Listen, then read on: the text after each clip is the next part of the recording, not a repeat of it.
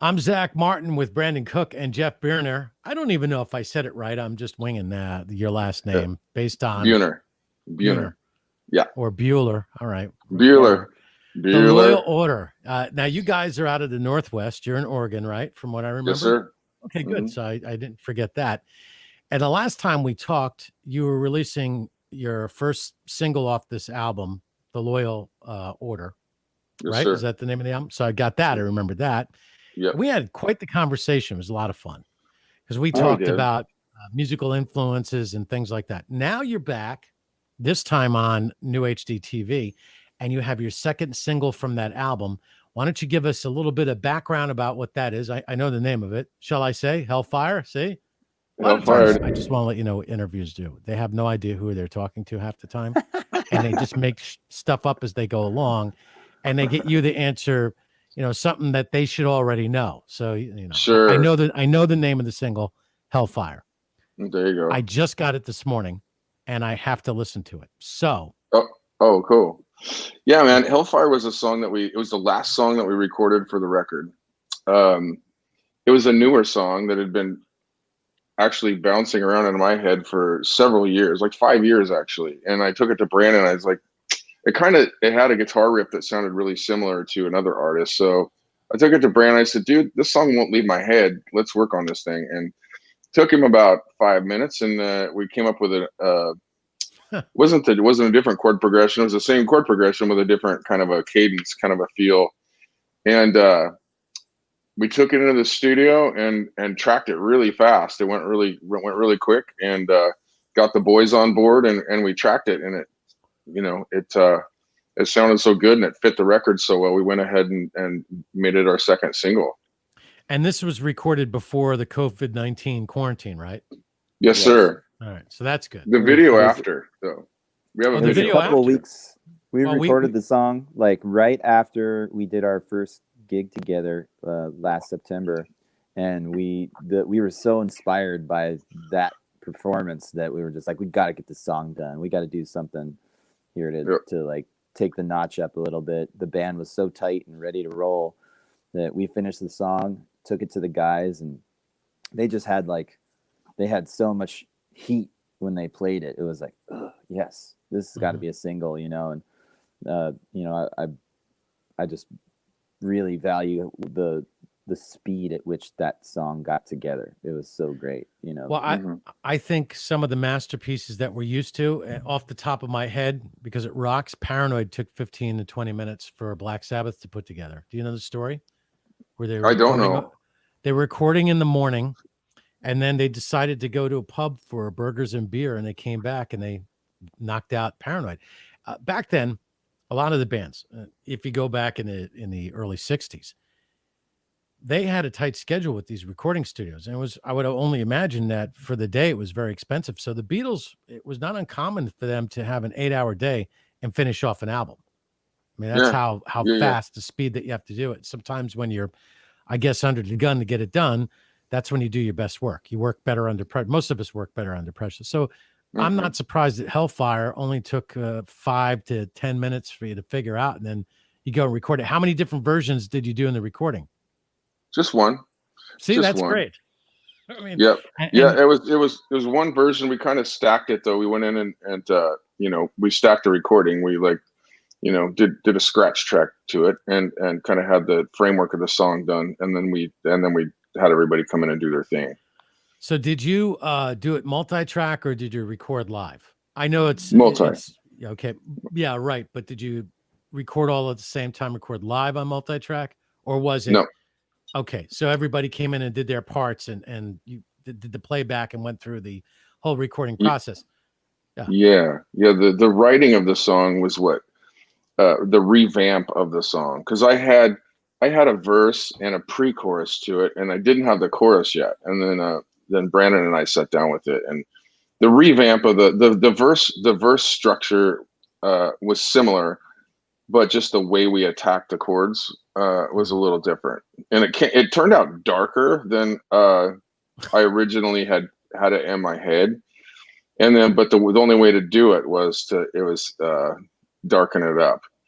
Well, And what's the message of Hellfire?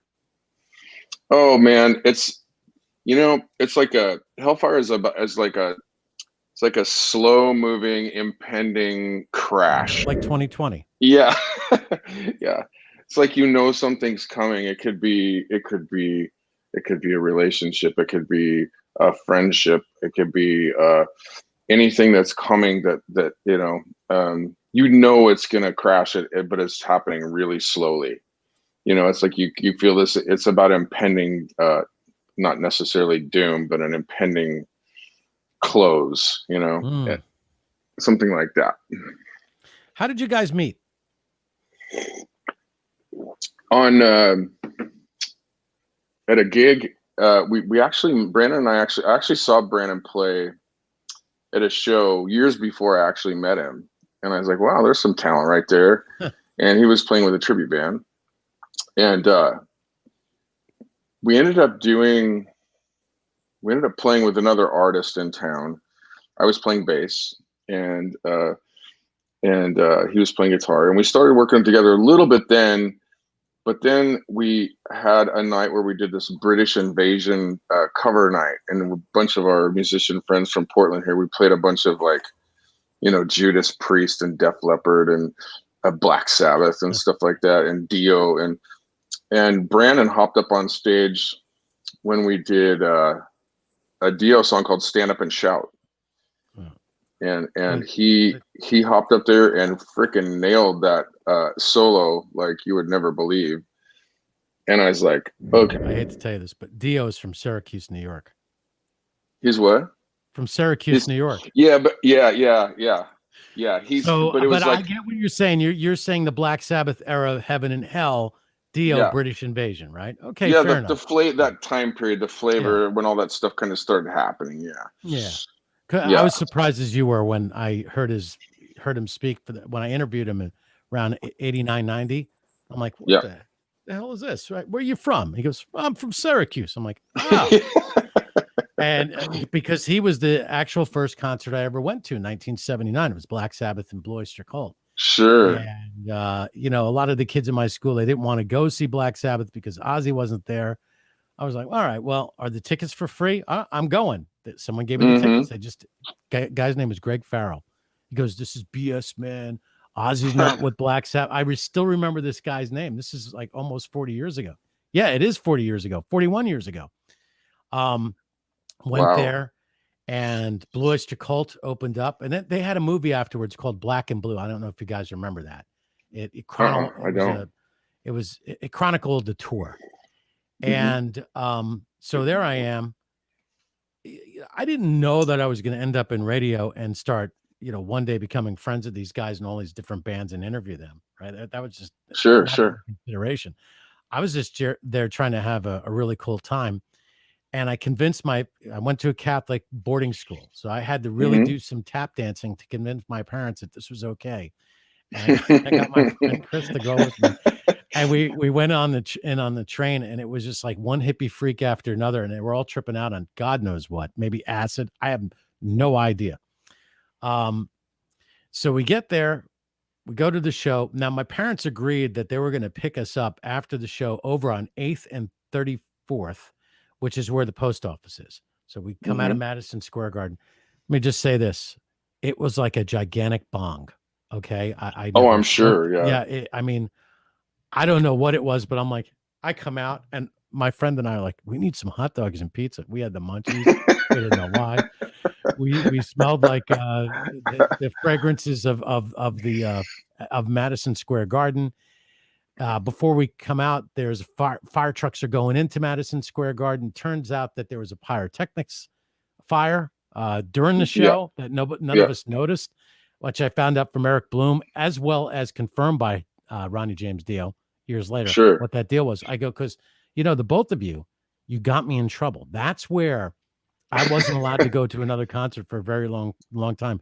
They no longer trusted my judgment. So I figured I would share that. That's funny. Well, I'm playing bass with a band called Rough Cut. That we're doing some new 80s band called Rough Cut.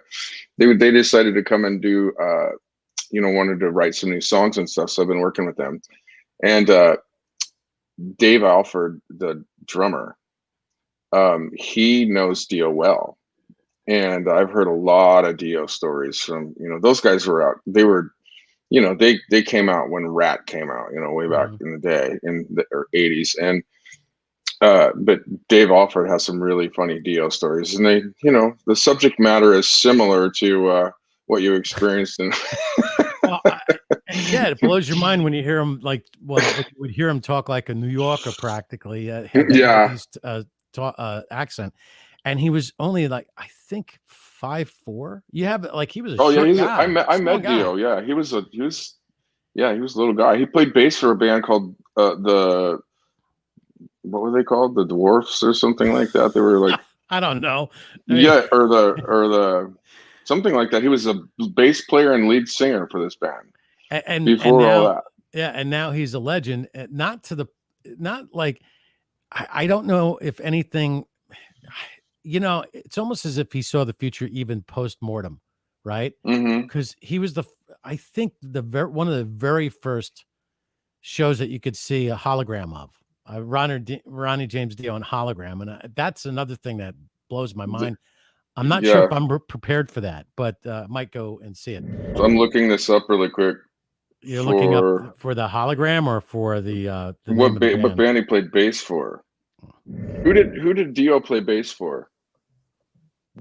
Ronnie James Dio himself. Yeah. I actually didn't know that he played bass. I knew he played trumpet, but not. He played else. trumpet. Oh, that's yes, in a classical. That's where he learned to do his. That's where he got the big voices, controlling the breathing and the embouchure and all that stuff. Yeah, that's right. Okay, I could see that. I played the trumpet myself until my teeth got knocked out. I can't do it anymore. Yeah, he played bass for a band. It's called Elf. Oh, yeah, he was the bass player. Right? I knew it was like the Dwarves or something like that, but it was Elf. Yeah, great. Now, what was it? That was the Killer Dwarves. That was the other band that was up there, right? Yeah, those guys are good friends of mine. I love those dudes. You learned something about songs in the history of rock and roll almost every time you meet somebody and you talk this stuff, which is always fun for me.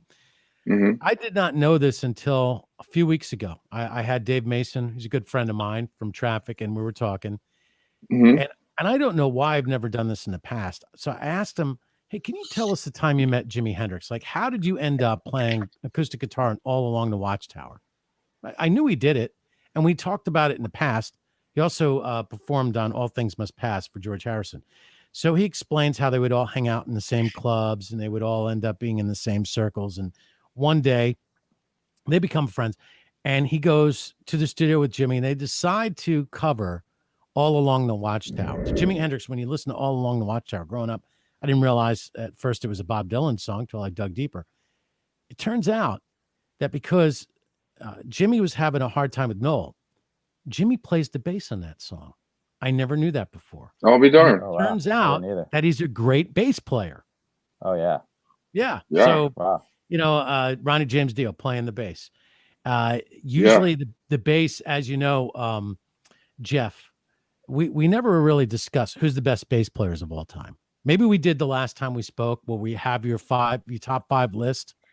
So I'm always intrigued by this because I feel the bass player as well as the trumpet player never gets the fair shake when it comes to music.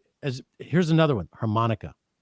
I think Robert Plant is one of the best harmonica players I've ever heard in my life. Absolutely, man. Right? All soul, man. Yeah, all soul. He knows right where to go. Mark Knopfler says they don't give a damn about trumpet playing bands. So that's right. Tell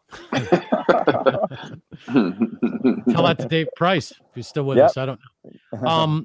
So let's do this. We're talking with Brandon and Jeff from the Loyal Order. You can go to the loyalorder.com, get the new album, hear Hellfire, and what was the first single? Ready for Dead. Ready for Dead. I knew it had Dead in it. I just didn't remember. It's hey, my mind isn't what it used to be, but not so bad. There goes Brandon. Check out the new album. Brandon will be back. Maybe who knows where he is. There he is. He's back again. So let's go around, and I'll go to each of you, and not putting you on the spot, but you don't have to do 5. Give me like 3 great bass players that deserve to be in the list of the top 10. Three great Oh groups. man. It could be for any genre, you know, any person. Well, not necessarily in this order, but Steve Harris, Geezer Butler, Ooh, okay. Mars Cowling, David Ellefson, Okay. and Roger Glover. You know, you are the first person to ever mention Roger Glover. Okay, Yeah, dude, he is like one of the. I mean, a lot of his note selection and his ability to, you know, his songwriting, his note selection and his he stands back, but he stands out. Yeah. You know what I mean? Well, And it must run in the family where he doesn't overtake the group, because his son turned out to be my intern and I never knew it until. Is that right? Yeah. I'll be damned. Could have said Yeah, something. and Chris Squire is another. Nice, like Chris Squire. Yeah, I remember, like, you know, like one of my friends turned me on to a bunch of old albums and some of the Yes stuff, like, and I really got into this album called Relayer. One of the Yeses albums called Relayer, and Chris Squire was a pick player. Yes. And but that guy was amazing. Like, he did those bass solos. He did the Fish and tied it into Amazing Grace. Actually opposite. He started off with Amazing Grace and turned it into that thing he did called the Fish with the harmonics. And he did this. Yeah, he was incredible. I mean, listening to him on Roundabout, you just hear it right there. It's a quintessential Chris Squire. Geddy Lee. The triple neck bass that he would play. The guy was just wicked good on that one. Geddy Lee's another one. All right, let's go over to Brandon. He's got to have a list. Yeah, actually I do. Jeff can be on it. That's okay. Yeah. So all my best friends are like bass players and drummers. But mine too. Yeah. The Carol Kay kind of comes to mind. Of, you know, she like played like hundreds of records. The Wrecking Crew. Yeah, she's like most of the Beach Boys stuff is her, and like, you know, all these, you know, influential records that nobody knows that a woman played bass on those, and you know, she's amazing. And you know, I saw this video of Gene Simmons taking a bass lesson from her. I saw that. Yeah. And you know, I think Gene's a great bass player too. You know, just adding that, you know, I love Gene's bass playing, and he's a pick player too. But like, and you know, he may not have been like a technician or whatever, but like he put down the thing that needed to be put down for Kiss. And one of the that's what got me playing bass was the woo in the Firehouse. That's what made me start playing bass. And then there's like Paul McCartney. You know, like he's one of my favorites of all time. Yeah. You know, James Jamerson played all the Motown stuff. You know, that was like extremely influential on rock and roll. And you know, let's see, you know, like Lemmy Kilmister. That guy was like incredibly influential as a bass player and like musician. I mean, like the last probably 20, 30 years of heavy metal wouldn't be possible without that guy. You know, I mean, he inspired the Cliff Burton from Metallica and Jason Newsted and all those guys that played that kind of music, and I think he was incredibly influential. I got to tell you, Brandon, you by far have given us the very best group of bass players that I've ever heard from anybody. Yes. You really in depth. I mean, you go to the Wrecking Crew, you have them of all different genres. You included Paul McCartney. Yeah. Well done. Yep. Timothy B. Schmidt too. He's another Timothy B. Schmidt, who that guy's a freaking amazing bass player and can sing that high note. Paul McCartney is the richest bass player of all time. I would say, yeah. Another guy that not everybody knows, and he happens to be a really good friend of mine, is Melvin Brannon from the Dan Reed Network. I don't know if you know who the Dan Reed Network is, but they were in, like, you know, they're actually they're doing a record right now, actually, but they tour a lot over in Europe and stuff. And they toured with Bon Jovi and the Rolling Stones and people like that. And Melvin Brannon, he's like a funk bass player, funk rock bass player. And he plays with Booker T as well. That's cool. Yeah, One of yeah. these And days, he's incredible. we'll regroup and get a hold of him. What we'll do in the next time we talk, you each one of you get one of your friends to join us, but we'll make it Sure. a surprise guest, right? Sure. Sound Yeah. good? Sure. That'd be cool.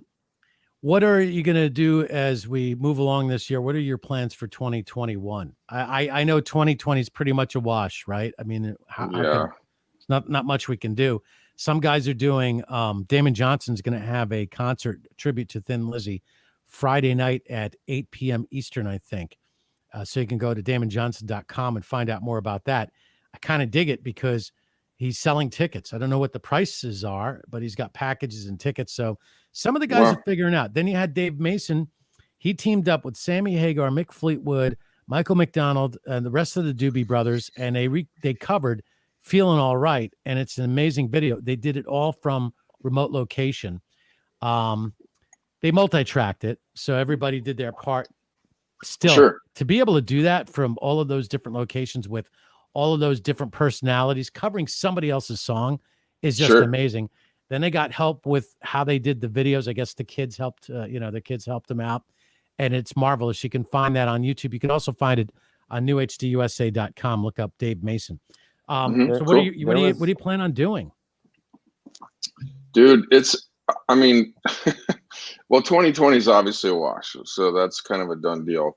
We had some shows on the bank, and we're gonna go down to San Antonio and play, and New Orleans, and this COVID thing has got everybody so kind of freaked out that it's just not probably the right thing to do. Um, but for next year, coming up into where we can actually start booking again when we know we can actually play somewhere.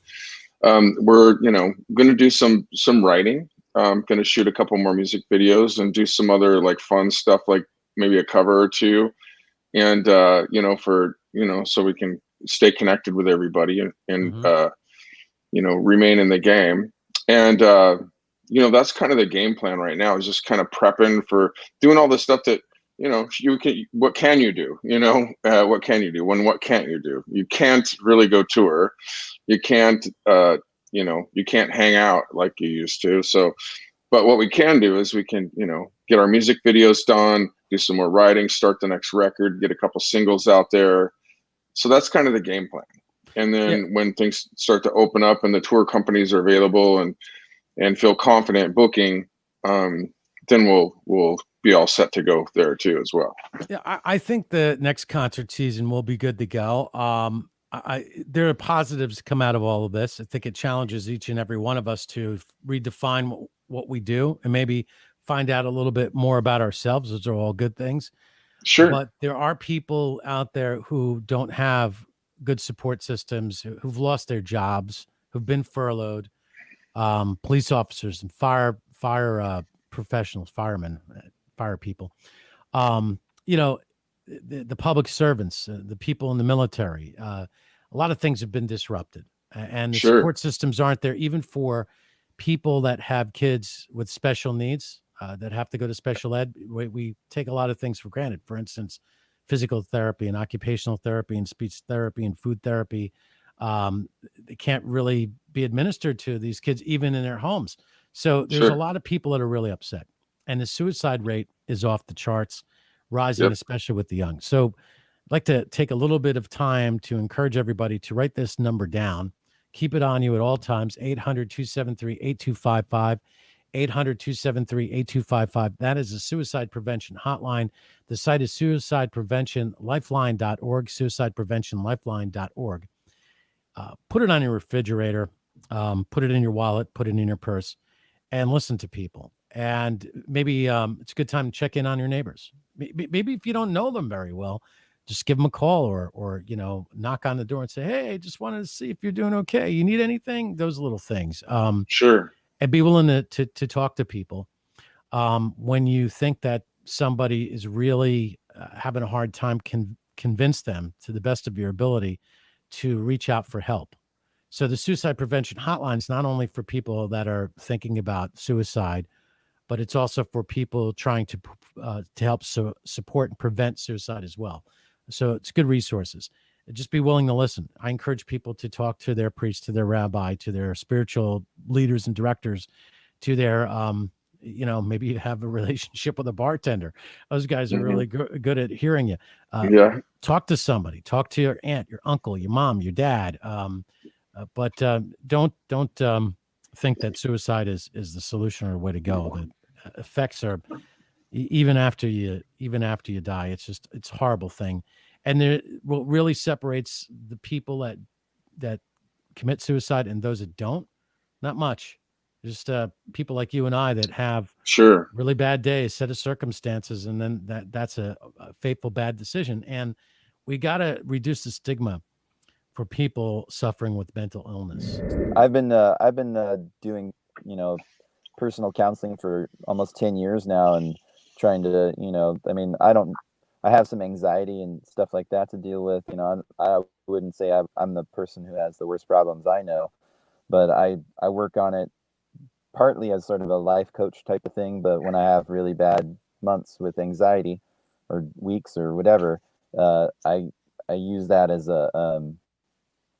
a resource for myself, and sometimes a resource for others. Like a friend is going through something really bad, and like, hey, how do I help this guy with this stuff? And I watched an interview with Paul Stanley last week, and he said it's the best conversation with yourself you'll ever have. And if somebody that has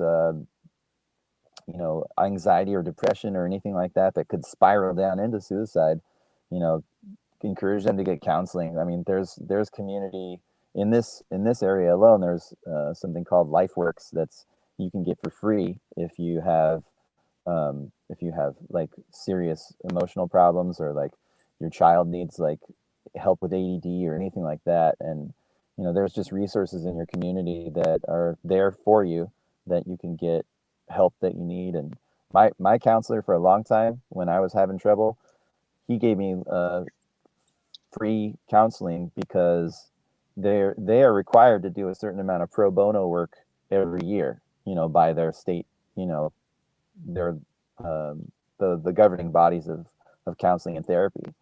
So there's resources in the community to get what you need if you have suicide issues, or like suicidal ideation. Those kinds of people are in their community, ready and willing to do what they want. Of course, they want to make money, because they're like everybody else. They have to pay the bills. But Sure. My counselor alone, just knowing him, he told me the system that they have, and the pro bono thing is part of their system. So Part of their licensing and stuff. Yeah, yeah, for part of their credentials. licensing. For credentialing. Part of it's scary because, like the people that I know that have, there was really no signs. I mean, like, just really subtle things. And it seems like it's this really, internal war that they're fighting, and then they come to this realization, and they think that it's the best thing, for everybody, and that's what's horrifying to me, is to think that people are actually thinking about that and not talking about it, and anybody, just I mean, I just like to say that anybody that's actually thinking that, you're not alone, and be brave and take a step forward and tell a friend about it, at least, because it seems like it's maybe some people are more outward about it, but for the most part, the people, like I said, the people that I've known, nobody had a clue. Yeah. They seemed like they were okay. They seemed like they were happy. They seemed like they were, and a lot of that's a mask, I suppose, to cover up from what they're processing inside. But it's not the answer, because everybody has people that want to see them still be here amongst us, and they're worth it. Amen. Well, thank you guys for sharing that. That was really important. It's a rarity that we have these discussions in these kind of interviews, but I think it's an important discussion that has to take place on a regular basis. We've seen it in our own industry. People have taken their own lives, and makes the rest of us sad. And it can have one of those domino effects hey, if so and so did it, why shouldn't I do it? Sure. And even the children of the people that commit suicide, or the siblings, or maybe even the parents or relatives and friends, it could make them come to the same sort of bad decision as well. So these are Hmm. very good things. Let's not be judgmental. Let's you know everybody everybody has challenges that are overwhelming to them. So Sure. their problems, and I've sort of like gotten to the point where I never say I know how you feel. I always say I can only imagine how it must be to be Yeah, able to exactly. only And that's imagine. that's what it really is like, I think I've heard that the best thing to do is just listen and don't judge and don't try to fix it.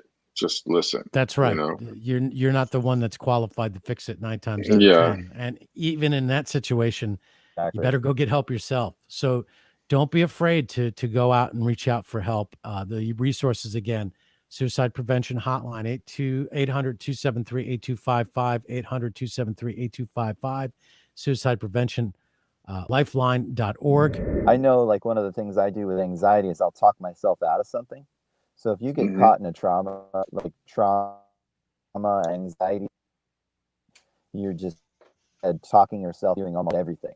And then if it's really bad, they'll start talking themselves into doing the thing they thought was the best thing. Mm, And it Hmm. Hmm. becomes this narrative in their own head. It's not that they're afraid to get help. It's more that they're just like, this is the only thing that will make my life better to end it. right. Hmm. They follow that idea all to the end. And then, but it never takes form until they have what they call suicidal ideation, which is they have a plan to do it.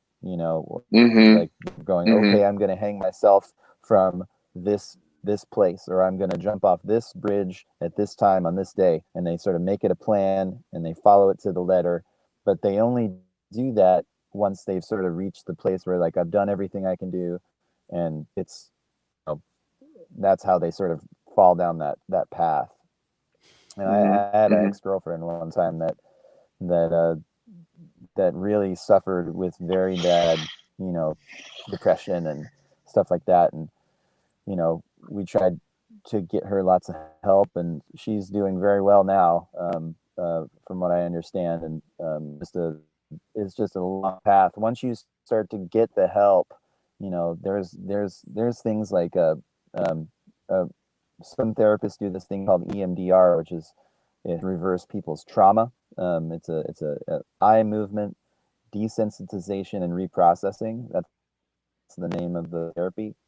And it if you're having like major depression or anxiety or any sort of trauma from anywhere in your life, like I know that one of the big suicide things that people are trying to prevent right now is returning soldiers from war with like the Hmm. 22 push-ups a day for strong for them. And Hmm. one of the things that we found to help my ex was EMDR. And the reason that became a therapy was because they were treating combat vets who come back. And Kaiser Permanente did this long study to help get them back on track, and they discovered that it's the only the effective trauma therapies. And it help what it does is basically like takes the scar off, so the trauma cycle doesn't get spun in a circle.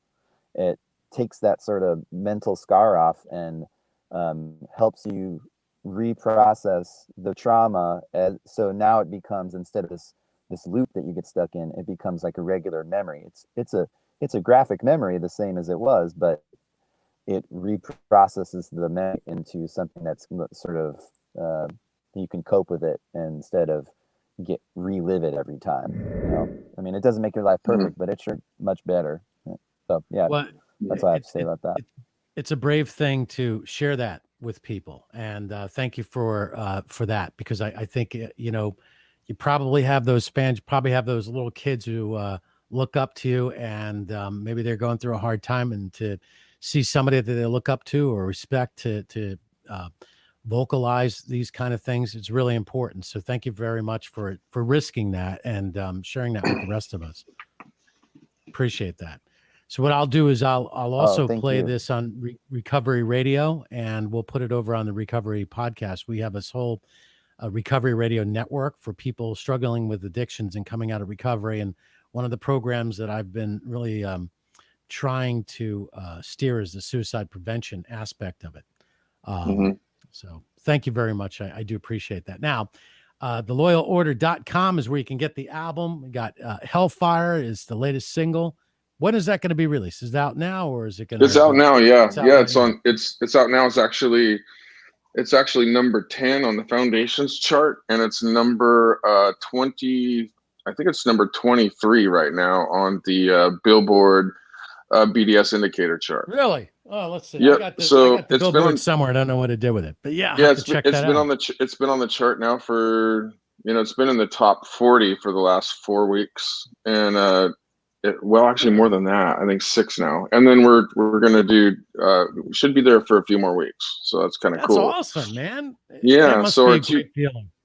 it is a great feeling, yeah. And we have both of the songs are going into what's called recurrent status, to where it means they were on there long enough, and so it's just going to keep it, kind of creates a life of its own at that point, So it's going well. Maybe this album will be the next Dark Side of the Moon, where it's on for that would weeks. That would be the greatest thing that we could hope for. Yeah.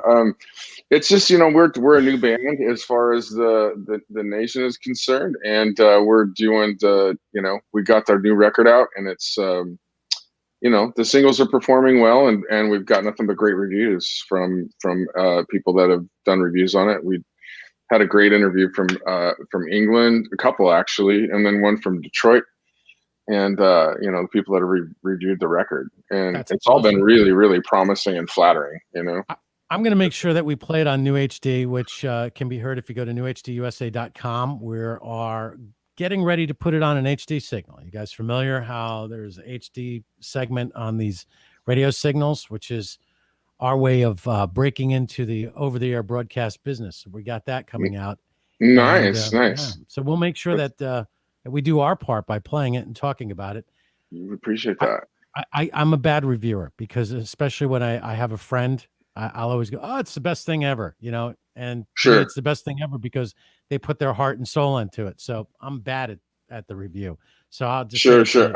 Yeah, I understand. It's kind of tough. I mean, our record's kind of all over the place. It's got it's got some really hard rock. It's got some, more mainstream rock sounds on it. It's got some, more intimate type, tender type songs on it. It's kind of goes everywhere, and yet it's all, cohesive. So it's, I'm really proud of it. And we set out to do this record, and we didn't want to just have a bunch of pre-canned sounding songs on it. We put a lot of thought into everything that we did. Just to portray what's going on inside of our heads, and and they all, they're doing well, and I'm really proud of it. I have to give kudos to your web designer and to the person who's responsible for all the graphics and how the site comes together. It's really an amazing site. So well cool. done. Yeah, Kevin Rankin did that from Silver Lining Media, and Melody Myers did all the artwork. She works with David Ellefson and Tom Hazart on pretty much everything they do. Mark Weiss, she did a thing for Mark Weiss, the photographer, and she's kind of everywhere, and she's the best. Did she design your album cover? Yes. Oh, wow, cool. See, I like talking about that kind of stuff too. Album cover design, I think it makes or breaks most albums. Absolutely. Let's say if it's a weak album, it actually can generate a lot of sales based on the artwork that the vinyl is in anyway. Sure. Well, that's really awesome, man. All right, cool. Yeah. We were going back and forth on a couple different themes, and we were trying to figure out what direction to go. And I was having a conversation with Melody one night, and I said, "What if you did a water buffalo and did and I sent her some kind of ideas, and she's like, "Oh my God," because the Loyal Order is where I got that name originally. Before I told asked Brandon what he thought of it, is the Loyal Order, the water buffaloes from the Flintstones. Oh, all right, great, that's cool. And so I just kind of gave away the whatever for the because it was kind of tongue in cheek kind of humor, the water buffalo on the album cover. So Yeah, I like that. You could yeah, have said the Loyal Order of Raccoons because the Flintstones are based on the yeah, honeymooners, but how many kids would even recognize that one? That's cool though. I no, like that. no, That's awesome. no, yeah. It was kind of where I was thinking of how cool Zach Wild's band, the Black Label Society. Yeah, that is a I cool band, and I like the album Yeah, and covers. I didn't even know I thought they were a motorcycle gang at first. I hadn't heard, it was like when it first came out, and I Yeah, saw these people with these biker jackets on, and it said Black Label Society on it and stuff, and yeah. I'm like, what is that? Why are there all these bikers here? And I was actually at the NAMM show in Los Angeles when I Mhm. first saw it. I'm like, what's going on with that? And I was like, better stay away from those guys. They look like they're gonna kick our ass. Oh, that's a And funny one. anyway, I was like, what is that? And then I found out. I actually saw Zach play with a band down there, and like I put two and two together. I'm like, that's Zach's band. And I thought it was cool how they had a band name that was inclusive of the fans, the society part. Yeah, And I mean, and that's really what a band is. If you can make connection,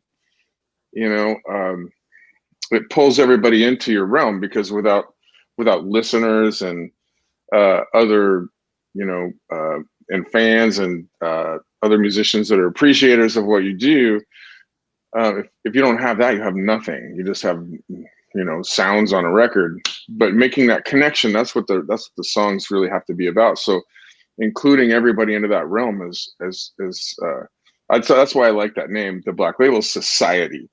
So, and then I was thinking that's kind of what it's really all about, and that's when the Loyal Order popped into my head. So excellent idea. That's really, I would say it's intuitive. Very well done. I thank really you. like the story behind that. Yeah. It's kind of difficult I'm being a glad broadcaster. it's the How did you? Elks. But what's that, Brandon? I just said I'm glad he didn't call us the Elks Club or something. That would have been cool too. I would have enjoyed that. Hey, Elks are Brandon, what do you cool. think? What do you think of this band, the Elks Club? What do you think That about sounds familiar. Moose? I don't know. That's funny. All right. Well, I appreciate you guys taking the time out of your day and making this happen. It's not always Sure. easy to do the things. You got Brandon. He's in his car, probably has the air conditioner, I would imagine. You're in a closet of some type or the bathroom, who knows? I'm in my brother-in-law's old bedroom with really old giants in the background. I What shouldn't is say. that? These guys are my friends. Carl Banks, number 58 for the New York Giants. Nice. I can't really Michael see it. Strahan, number 92. Leonard Marshall, number 70. And the amazing Lawrence Taylor, number 56. So Excellent. if you're listening, do not go on Twitter and tell Carl Banks that Zach Martin said he's old. Actually, go do that. It'd be great. Well, thank you very much. Again, go to loyalorder.com. Get the new album today. Yeah, it's been a pleasure hanging out with you, man. And Yeah, buddy, hope thank to you. talk again. All right, we'll do this probably in another month, and then we'll get you gotta have an assignment. Jeff, you get that bass player, and Brandon, No problem. you just make it a big surprise. You bring on whoever you want. All right. Maybe we can do something online where we can invite a fan of the Loyal Order on, where they get to interview you guys. That'd be Excellent. cool. That's a That'd way be to fun do it. too. Yeah, Yeah, I'm all about it. Take All care, about guys. it. Bye-bye. All right, take care, man.